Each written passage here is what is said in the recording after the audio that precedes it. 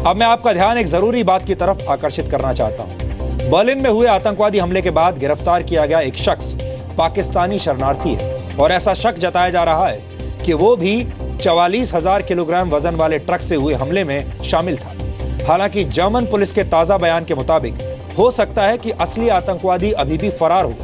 Police को संदेह है कि वो आतंकवादी खतरनाक हथियारों से लैस है, लेकिन आतंकवादी हमले वाली जगह पर एक पाकिस्तानी मूल के नागरिक का मौजूद होना अपने आप में संदेह पैदा करता है। अगर आपने ध्यान दिया हो, पूरी दुनिया में आतंकवाद कहीं पर भी हो, उसमें पाकिस्तान के निशान जरूर दिखाई देते हैं। आप ये भी कह सकते हैं कि पाकिस्तान आतंकवाद का इंटरनेशनल डिस्ट्रीब्यूटर बन चुका है। आतंकवाद को पालने पोसने की वजह से दुनिया भर में पाकिस्तान को टेररिस्तान, जिहादिस्तान, तालिबानिस्तान और अल-कायदिस्तान जैसे शब्दों से पुकारा जाता है। हाल फिलहाल में लंदन, मैड्रिड, ब्रसल्स और दुनिया के तमाम बड़े शहरों में जितने भी आतंकवादी हमले हुए हैं, उनमें शामिल आतंकवादियों का कोई ना कोई पाकिस्तानी कनेक्शन जरूर था। पाकिस्तान वही देश है जिसने ओसामा बिन लादेन को अपना मेहमान बनाकर रखा था और नॉर्थ कोरिया को परमाणु हथियार बनाने की तकनीक बेची थी। वर्ष 1993 में न्यूयॉर्क के वर्ल्ड ट्रेड सेंटर के नॉर्थ टावर के नीचे एक ट्रक बॉम्ब से हमला किया गया था। इस हमले में शामिल आतंकवादी का नाम रमजी अहमद यूसुफ था, जो पाकिस्तानी मूल का था। उसके बाद 11 सितंबर 2001 को न्यूयॉर्क के वर्ल्ड ट्रेड सेंटर में हुए हमले का मास्टरमाइंड खालिद शेख मोहम्मद था, जो पाकिस्तानी नागरिक है और फिलहाल अमेरिका की गिरफ्त में है। भारत में जितने भी आतंकवादी हमले होते हैं, उसमें सीधे तौर पर पाकिस्तान का हाथ होता है। भारत के अलावा पाकिस्तान ने अपने पड़ोसी अफगानिस्तान में भी आतंकवाद की जड़ें मजबूत कर दी हैं। अफगानिस्तान में होने वाले ज्यादातर हमलों के लिए पाकिस्तान में मौजूद आतंकवादी संगठन ही जिम्मेदार होते हैं। इसी वर्ष बांग्लादेश की राजधानी ढाका में हुए आतंकवादी हमले के लिए भी बांग्लादेश ने सीधे सीधे पाकिस्तान की खुफिया एजेंसी ISI को जिम्मेदार ठहराया था। पिछले 4 दशकों में इस्लामिक आतंकवाद की सबसे ज्यादा मौजूदगी सऊदी अरब और पाकिस्तान में पाई गई है और पाकिस्तान ने बहुत ही स्मार्टली आतंकवाद और इस्लाम को एक दूसरे के साथ जोड़ने की कोशिश की है, जो कि बिल्कुल गलत है। अमेरिका की हेरिटेज फाउंडेशन की वर्ष 2015 की रिपोर्ट यह कहती है कि पाकिस्तान में सक्रिय आतंकवादी संगठन लश्कर-ए-तैयबा की पहुंच अब अंतर्राष्ट्रीय हो चुकी है और उसका ISI से बहुत करीबी रिश्ता है। पाकिस्तान के पूर्व सेना प्रमुख और राष्ट्रपति जनरल जियाउल हक को इस बात के लिए याद किया जाता है कि उन्होंने सेना, धार्मिक कट्टरपंथी ताकतों और तानाशाही का एक ऐसा खतरनाक मिश्रण तैयार किया था कि इसके बाद पाकिस्तान कट्टरपंथी विचारधारा रखने वाली ताकतों का स्वर्ग बन गया और अब टर्की भी पाकिस्तान के रास्ते पर चल पड़ा है। टर्की में रशिया के राजदूत की हत्या करने वाली सोच उसी इस्लामिक आतंकवाद को बढ़ावा देती है जिसे पाकिस्तान ने सदियों से पाल पोसकर बड़ा किया है। टर्की के पहले निर्वाचित राष्ट्रपति रेसिप ताइप एर्दोगन एक इस्लामवादी लोकप्रिय नेता हैं, जो अपने देश में इस्लामी विचारधारा को लोगों के जीवन से ठीक उसी तरह से जोड़ना चाहते हैं जैसा पाकिस्तान ने किया। किसी जमाने में टर्की को इस्लामिक लोकतंत्र के लिए पहचाना जाता था, लेकिन आज की तारीख में टर्की के सामने सबसे बड़ी चुनौती यही है कि वहां धर्मनिरपेक्षता बचेगी या फिर इस्लामी कट्टरपंथ को बढ़ावा मिलेगा। अगर टर्की में इस्लामी कट्टरपंथियों ने अपनी जड़ें जमा ली तो उसे पाकिस्तान बनने से कोई नहीं रोक सकता। टर्की की राजधानी अंकारा और जर्मनी की राजधानी बर्लिन में हुई दोनों ही घटनाओं ने एक बहुत गंभीर सवाल को जन्म दिया है और यह सवाल सिर्फ इन दोनों देशों के सामने नहीं है, बल्कि दुनिया के तमाम देशों के सामने है। और वो सवाल यह है कि इस्लाम इस आतंकी सोच को कैसे मारेगा। क्या ऐसे हमले आतंकी हमलों को अलग अलग चश्मों से देखने का नतीजा है? और आखिर कब तक इस्लामिक देश इस्लाम के नाम पर हो रहे ISIS के खूनी खेल को ऐसे ही आंखें बंद करके बर्दाश्त करते रहेंगे? हमने इन सभी सवालों का एक तथ्यात्मक विश्लेषण आज किया है। इजराइल के institute for national security studies के मुताबिक वर्ष 2015 में दुनिया भर में हुए 452 आत्मघाती हमलों में से 450 हमले मुस्लिम कट्टरपंथियों ने किए थे। ध्यान देने वाली बात यह भी है कि इस्लामिक आतंकवाद की वजह से सबसे ज्यादा मौतें मुस्लिम समुदाय के लोगों की ही हुई हैं।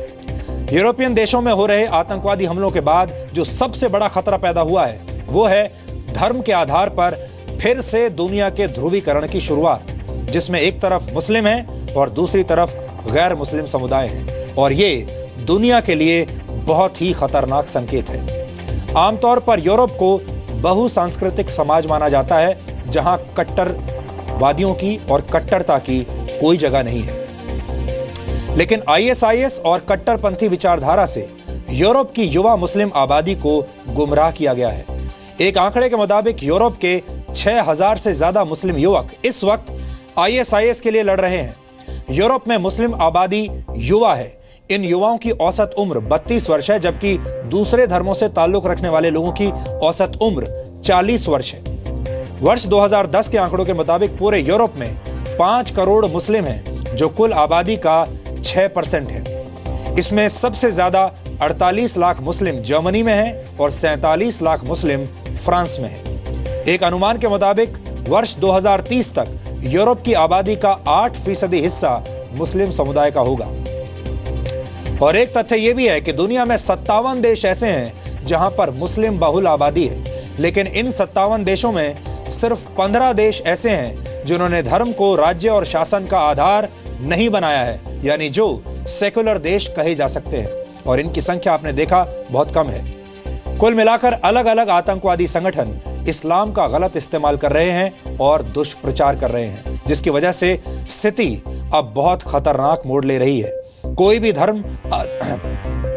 धर्म आतंकवाद का समर्थन नहीं करता, लेकिन आईएसआईएस जैसे संगठन इस्लाम का गलत इस्तेमाल करके युवाओं का ब्रेन वॉश करते हैं और उन्हें आतंकवादी बना देते हैं। हमें लगता है कि दुनिया के तमाम देशों और खासतौर पर इस्लामिक देशों को ऐसे सभी आतंकवादी संगठनों का खुलकर विरोध करना चाहिए, तभी ये स्थिति सुधरेगी। यहां मैं इसीलिए कह रहा हूं खुलकर विरोध करना चाहिए। यहां मैं एक बार फिर ये कहना चाहता हूं कि इन तमाम आतंकवादी घटनाओं और हमलों का इस्लाम धर्म से कोई संबंध नहीं है और ना ही हो सकता है, लेकिन तमाम आतंकवादी इस्लाम धर्म के नाम का दुरुपयोग करके ऐसे हमलों को जायज ठहराना चाहते हैं। यह दुख की बात है कि यूरोपीय देश अपने ऊपर हो रहे आतंकवादी हमलों को रोक नहीं पा रहे हैं, लेकिन इसके बावजूद ऐसी बहुत सी बातें हैं जिनमें भारत यूरोप के इन देशों से शिक्षा ले सकता है। फ्रांस, जर्मनी या कोई भी दूसरा यूरोपीय देश क्यों ना हो, आतंकवादी हमले की स्थिति में वो एकजुट हो जाते हैं। वहां विपक्ष के नेता, वहां के पत्रकार, वहां का मीडिया और वहां के बुद्धिजीवी किसी तरह का कोई एजेंडा नहीं चलाते। आप कह सकते हैं कि आतंकवादी के धर्म के आधार पर वहां तुष्टीकरण की राजनीति नहीं होती, तुष्टीकरण का वैचारिक प्रदूषण वहां पर नहीं होता। लेकिन हमारे देश में स्थिति थोड़ी अलग है, क्योंकि भारत में हर चीज का राजनीतिकरण हो चुका है। भारत दुनिया का ऐसा इकलौता देश होगा जहां सेना अध्यक्ष की नियुक्ति को भी धर्म और जाति के चश्मे से देखा जाता है। जब सेना का अध्यक्ष नियुक्त होता है, वहां पर भी लोग ये देखते हैं कि किस धर्म और किस जाति का है। अखबारों के बड़े बड़े पन्नों में भारत के चीफ जस्टिस यानी चीफ जस्टिस ऑफ इंडिया पर लिखे हुए आर्टिकल में उनके धर्म को भी प्रमुखता दी जाती है। यह बताया जाता है कि नया चीफ जस्टिस ऑफ इंडिया किस धर्म का होगा। ठीक इसी तरह की सोच को आगे बढ़ाते हुए हमारे देश की राजनीतिक पार्टियां चुनावों के दौरान वोट बैंक को ध्यान में रख के ऐसे लोगों को टिकट बांटती हैं ताकि वो एक जाति विशेष या धर्म विशेष का वोट अपने पाले में करके चुनाव जीत सके। यानी उम्मीदवारों की पहले जाति देखी जाती है, उम्मीदवारों का पहले धर्म देखा जाता है और फिर यह निर्णय लिया जाता है कि किसे टिकट देना है। दुख इस बात का भी है कि आतंकवाद से पीड़ित भारत की एकता और अखंडता पर भी चोट पहुंचाई जाती है, क्योंकि कुछ मुट्ठी भर लोगों ने अब आतंकवाद को भी एक तरह से अपना वोट बैंक बना लिया है, आतंकवाद को भी कमर्शियलाइज कर दिया है। आपने नोट किया होगा कि हमारे देश का मीडिया आतंकवादी को अब आतंकवादी कहने से बचने लगा है। आजकल टेररिस्ट शब्द की जगह मिलिटेंट शब्द का इस्तेमाल करके पूरे मामले की गंभीरता को हल्का करने की कोशिश की जाती है। आपने कई अखबारों में पढ़ा होगा, अब बहुत सारे अखबार ऐसे हैं और न्यूज़ चैनल ऐसे हैं जो टेररिस्ट शब्द का इस्तेमाल नहीं करते, वो आतंकवादियों के लिए अब मिलिटेंट शब्द का इस्तेमाल करते हैं। लेकिन ये सही नहीं है, इससे आतंकवादियों का हौसला और बढ़ता है। अक्सर ये कहा जाता है कि आतंकवाद का कोई धर्म नहीं होता, लेकिन सच ये है कि अब ये सिर्फ एक झूठा डायलॉग बनकर रह गया है। एजेंडे वाला चश्मा पहनकर दुनिया को देखने से आतंकवाद का वायरस आपको कभी दिखाई नहीं देगा।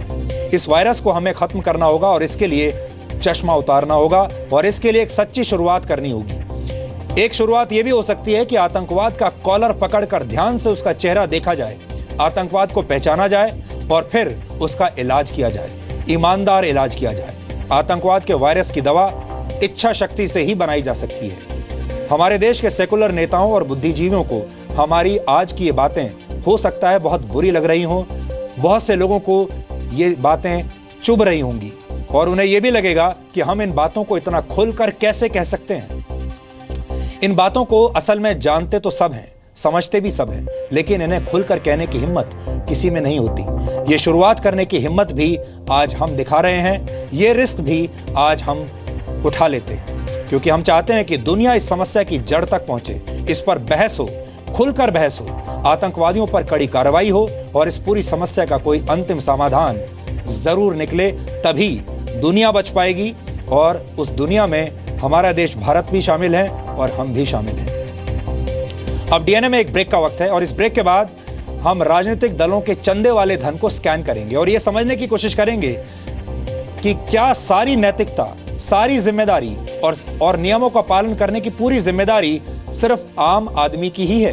क्या नेताओं और राजनीतिक पार्टियों पर किसी नियम का पालन करने की कोई नैतिक जिम्मेदारी नहीं है? जिस तरह आम आदमी द्वारा अपनी आय और संपत्ति सार्वजनिक न करने पर उससे सवाल पूछे जाते हैं, उसी तरह राजनीतिक पार्टियों से उनके चंदे को लेकर ये सवाल कब पूछे जाएंगे?